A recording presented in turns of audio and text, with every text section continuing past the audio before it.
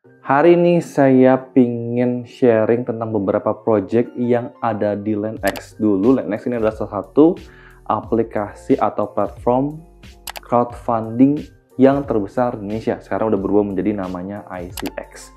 Apakah cuan, apakah boncos, dan kenapa mereka berubah namanya? Let's go.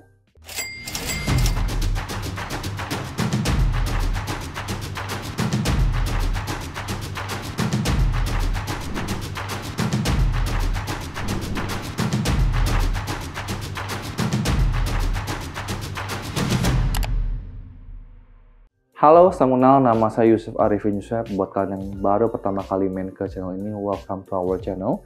Di channel ini saya bercerita tentang pasar saham, tentang investasi, tentang properti, maupun seputar tentang bisnis. Dan hari ini saya ingin sharing, ya, saya punya dana investasi sekitar 3 tahun lalu. Sebelum pandemi, saya sudah berinvestasi di crowdfunding. Dan yang paling besar, di antara beberapa aplikasi crowdfunding lainnya seperti Crowdana, seperti BShare, seperti Santara, saya paling banyak itu sebenarnya di LendX. Ya mungkin karena dulu juga ada salah satu faktor, yaitu foundernya itu adalah Andika Sutoro Putra gitu ya. Nah tapi kita bagaimana lihat di tahun 2023, saya sudah sempat sharing beberapa video saya kalau saya sudah tidak menambah uang baru lagi, investasi baru lagi di project manapun di crowdfunding. Terutama di LendX sudah stop dari tahun lalu. Tahun ini saya sudah tidak ada menambah sama sekali, cuman terima beberapa dividen. Dan tentu aja ada juga yang tidak bagi dividen karena mereka perusahaannya udah nggak tahu kemana atau mungkin hasilnya kurang begitu bagus. Nah tapi pertama-tama saya pengen sharing dulu kalau di awal Januari saya diundang oleh LendX, waktu itu belum diresmikan nama berubah jadi ICX, ke kantor pusat mereka. Nah ceritanya pada awal Januari itu saya dicat oleh satu tim daripada LendX namanya Mariski. Saya diundang untuk kantor mereka untuk silaturahmi. Nah setahu saya kantor mereka itu awalnya ada di Moi Kelapa Gading. Tapi akhirnya mereka pindah ke kantor Bursa Efek Indonesia itu yang ada di Jenderal Sudirman. Dan mereka satu building, satu gedung dengan kantor Bursa Efek Indonesia. Waktu itu mereka sudah mulai berencana untuk berubah nama dari LendX ke ICX. Lalu singkat cerita, ya saya ketemu dengan Mas Rizky, saya ketemu dengan CEO mereka, Pak Romario gitu ya. Kita ngobrol dan saya memberikan kritik sekaligus dan juga memberikan masukan. Ya selama ini kan saya juga menjadi influencer tentang investasi dan saya sendiri juga punya uang yang saya investasikan di LendX. Jadi saya sharing lah, menurut saya ya untuk kemajuan mereka juga dan untuk juga mungkin saya berharap saya sebagai investor itu juga tidak dirugikan.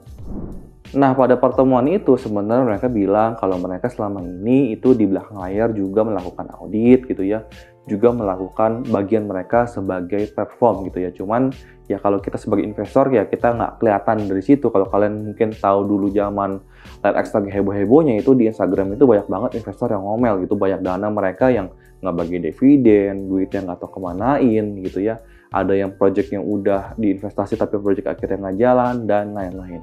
Lalu yang saya pengen sharing hari ini adalah saya melihat perubahan ya terutama beberapa bulan akhir ini, dan video ini tidak di-endorse sama sekali dan ini juga tanpa sepengetahuan tim daripada ICX. Nah tapi sebelum itu saya pengen sharing dulu ya, ini kebetulan saya punya data dari bulan Juni sampai sekarang sampai September ini saya terima beberapa dividen dan kita pengen lihat dulu bagaimana kinerja daripada beberapa perusahaan yang saya investasikan di ICX ini.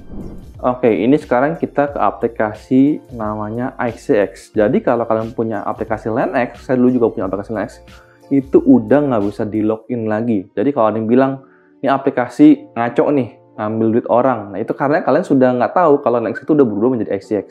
Jadi kalau kalian ke aplikasi LendX itu memang udah nggak bisa masuk lagi. Ini adalah di aplikasi ICX. Dan kita langsung aja ke bagian riwayat yang saya bisa kontrol. Saya pengen lihat dulu ya.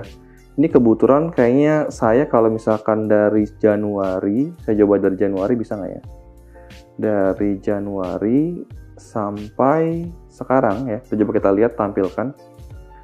Itu ya mentok ya. Yang saya bisa lihat itu ada hanya di 14 Juni. Oke, nggak apa-apa. Kita melihat dari 14 Juni, ya kita lihat satu persatu bagaimana project kinerjanya. Yaitu yang terakhir itu adalah, yang paling bawah itu 14 Juni, dividen Sapa diterima 44.444, angka yang kurang enak gitu ya. Di tanggal 14 Juni dan kita ingin lihat ini adalah periode Januari 2023 sampai Maret 2023. Bagaimana kinerjanya selama ini. Oke, sekarang lihat ini adalah catatan Excel saya yang dimana saya bisa catat, saya catat gitu ya. Dan yang tadi kita bisa lihat kalau dulu setahu saya ini namanya Siap, tapi nggak tahu gimana sekarang berubah menjadi namanya Sapa. Tapi PT tidak berubah, yaitu PT Solusi Indra Anugrah Perkasa. Dan ini dulu saya cuma masuk 2 lot, satu lot itu cuma 1,2 juta, saya investasikan 2,4 juta. Dan dari awal saya investasi, kita bisa lihat ya, ini sempat gede banget ya, ini saya setahunkan semuanya, itu saya terima kurang lebih ada yang paling gede 33%, ada yang 19%, tapi di tahun lalu sempat drop ya, cuma saya terima 3,7% kalau disetahunkan dividennya. Cuman di tahun ini ada perubahan, kita bisa lihat di Januari sampai Maret yang kita terima 44.000 itu, kita terima dividen itu kurang lebih setara 7,41%. So, project Siap atau Sapa ini menurut saya cukup bagus dari beberapa project yang nanti kita akan lihat bandingkan dengan project yang lainnya. Nah, project berikutnya itu adalah kita lihat JKTB, JKTC, saya sempat tarik dana juga, habis itu JKTD dan JKTG gitu ya. Nah, JKT ini semua berhubungan dengan project kos-kosan yang awal-awal launching di projectnya LandX.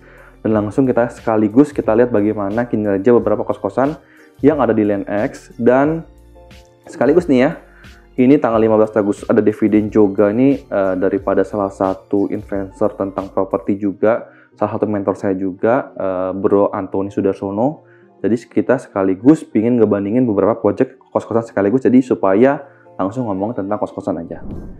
Oke, ini kita ngurutin dari ini dulu namanya JKT 002, tapi setelah diubah namanya seperti kode emiten di Bursa Efek Indonesia harus ada 4 kode, maka mereka berubah menjadi ini JKTB gitu ya. Nah, JKTB ini project yang menurut saya tidak bagus ya.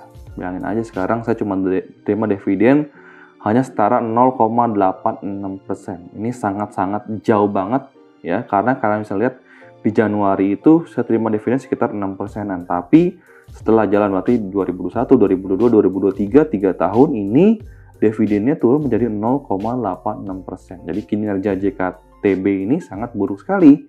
Dan kita ingin bandingin yaitu JKTC, dulu nama JKT 003, ini juga hancur ya. Dari pertama 5,69, sekarang ke 1,97% juga jauh. Yang mendingan kita ambil obligasi negara gitu ya, daripada kita masuk duit ke sini. Dan bagaimana dengan JKT 004? Juga sama ya, saya terima duitnya di bulan Juli. Ini awal 7%. Ya, kalian bisa lihat nih saya ambil masuk projectnya di Januari 2020 dengan nominal yang bagi saya cukup besar waktu itu 37 juta. Sekarang hanya terima dividen sekitar 1% doang. Dan berikutnya ini adalah JKT 006, di mana saya belum melihat terima dividen lagi, terakhir hanya dividen yaitu di Januari doang ya.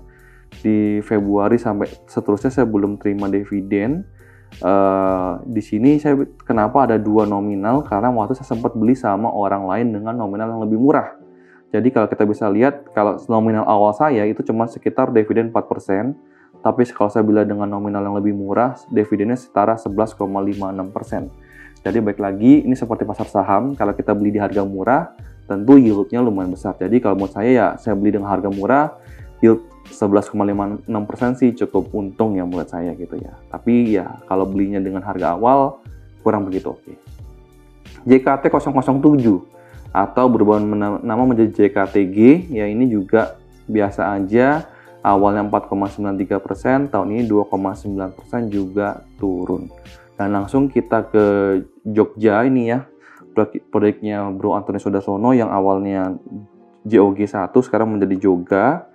Ini kita bisa lihat awalnya 6,69% dan cukup stabil di sampai sekarang walaupun sudah hampir 2 tahun lebih ya.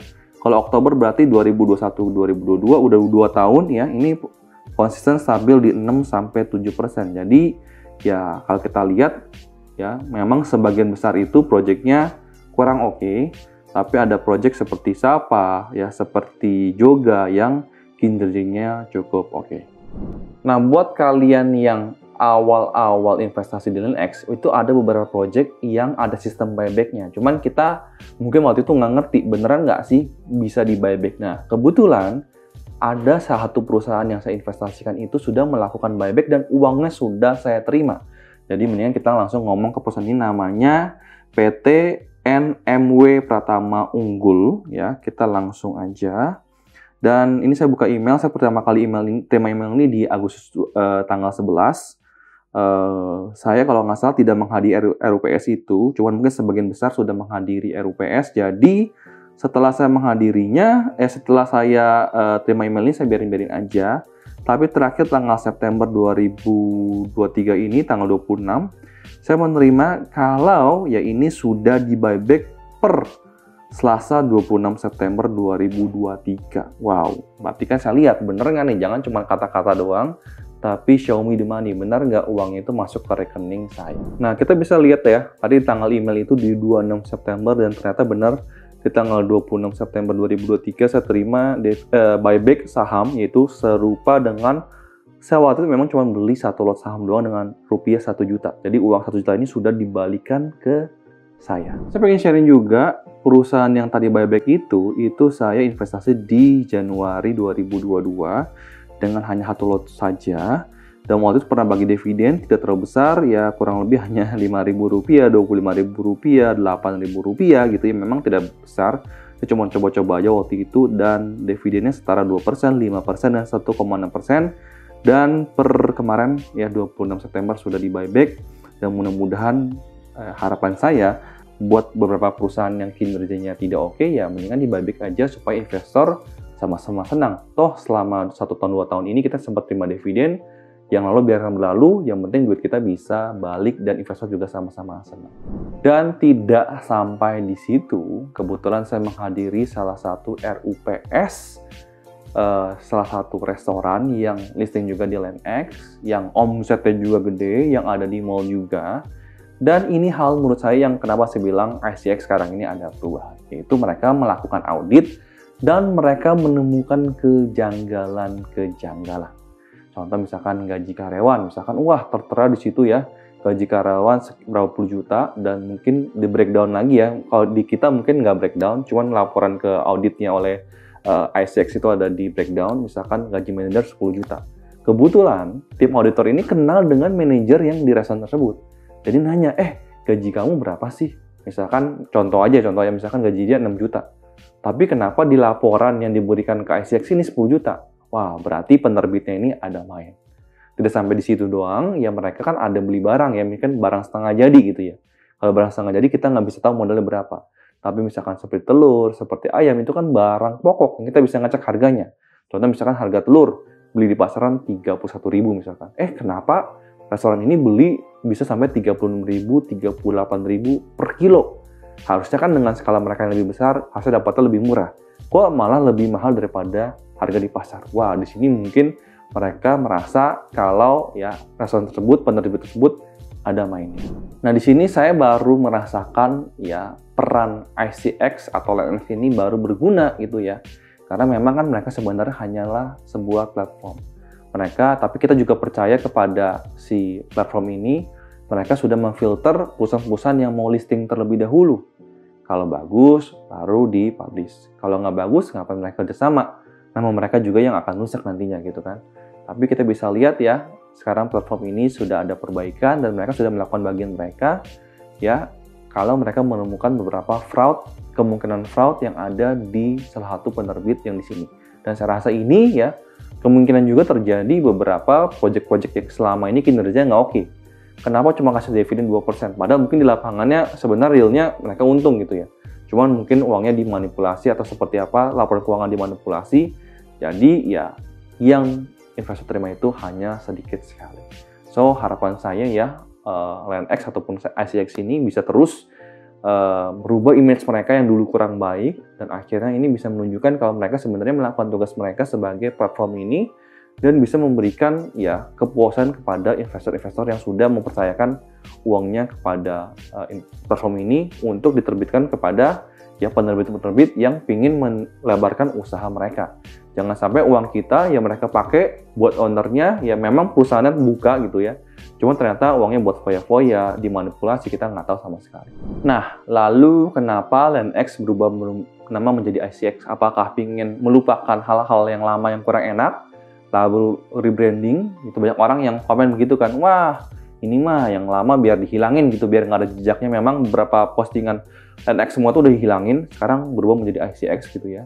Nah, cuman kalau menurut saya ya, kita udah nggak bisa ngapa-ngapain aja, kita percaya kepada platform ini. Cuman menurut saya ini, kenapa mereka berubah nama? Ya, kalau saya dengar dari CEO-nya Pak Romario, ya mereka kan dulu kan terbitin per project. Misalkan dari crowdfunding ini, dari OJK itu, ya maksimal adalah satu project itu 10 miliar.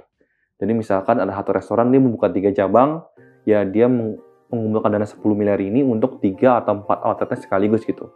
Nah, kalau ICX ini lebih ke perusahaan intinya, bukan ke beberapa project-nya gitu ya. Itu yang saya dapat gitu.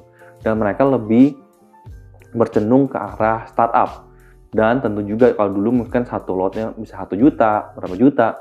Sekarang ICX ini, dengar-dengar ya, saya sendiri juga udah nggak berinvestasi, saya juga nggak tahu berapa sekarang project-nya. Minimal ya mungkin sekitar skala ratusan juta. Jadi difilter juga orang yang pingin masuk berinvestasi ke ICX ini. Jadi bukan ya mungkin orang yang pengen iseng-iseng doang gitu ya, itu udah nggak bisa lagi. Supaya orang-orang yang mungkin udah cuma naruh 1 juta, komennya banyak lagi gitu. Nah, ini mungkin mereka difilter supaya orang yang sudah pengen tahu resikonya nih, ya kita berinvestasi ke startup. Kalau untung, bisa untung berkali-kali lipat. Kalau rugi, berarti kita mungkin bisa aja lenyap sama sekali gitu. Jadi mungkin udah difilter terlebih dahulu untuk orang-orang yang nanti berubah ingin berinvestasi ke aset itu seperti apa. So, sekian video kita hari ini tentang crowdfunding, dan terutama kita ngomong tentang LandX maupun ICX, project-nya seperti apa, apakah kinerja oke atau tidak, dan apakah mereka sudah melakukan bagian mereka. So, bagaimanapun juga sih, saya sudah tidak tertarik lagi sama aplikasi platform manapun tentang crowdfunding. Saya mendingan fokus ya, seperti sekarang saya lakukan di saham ya. Dari 2022 sampai 2023 saya all in di pasar saham, dan tentu saya juga senang karena returnnya jauh di atas 20% dan ini saham kan liquid.